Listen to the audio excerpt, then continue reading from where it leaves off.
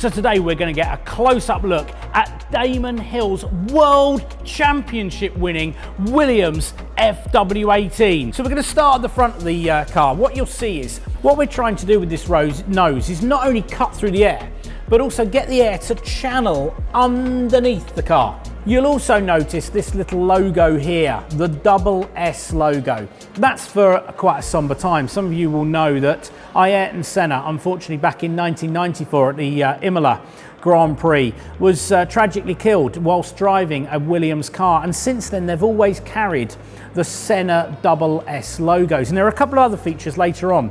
This front wing is creating the downforce. It's pushing the front of this car down, meaning these huge slick tyres that work by getting very, very warm are pushed into the circuit, giving the driver loads and loads of grip. We have our traditional wishbones, which are steel, but our suspension push rod now is made of carbon fibre, a material that these cars were increasingly using. And nowadays in Formula One, all of the suspension wishbones, steering arms, everything are made of carbon fibre supported by titanium. The little aerials here, these are for parts of the communication systems, not only for the drivers to talk to the car, but the onboard computers to pass information to the pits as well. This rather odd big bit of carbon on the side, these are what became known as the barge boards.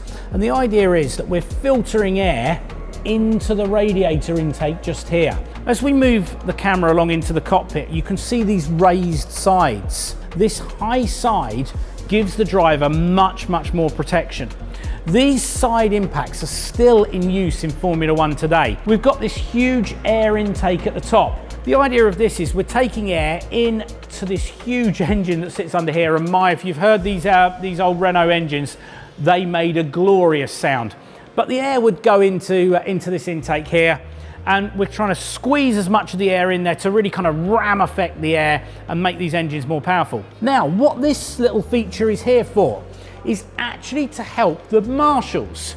If this car ended up in the gravel, what the marshals would do is they'd put a strop through this hole, out the other side, hook it up to a JCB or a crane like you see at Monaco, and we'd be able to lift the car out the way and continue racing. It was a system there that we still use today. We've got these lovely little winglets, and what they're trying to do is deflect air over the rear wheel, which is one of those parts of the car which isn't very aerodynamic. So we've got these winglets helping us divert the air over the top.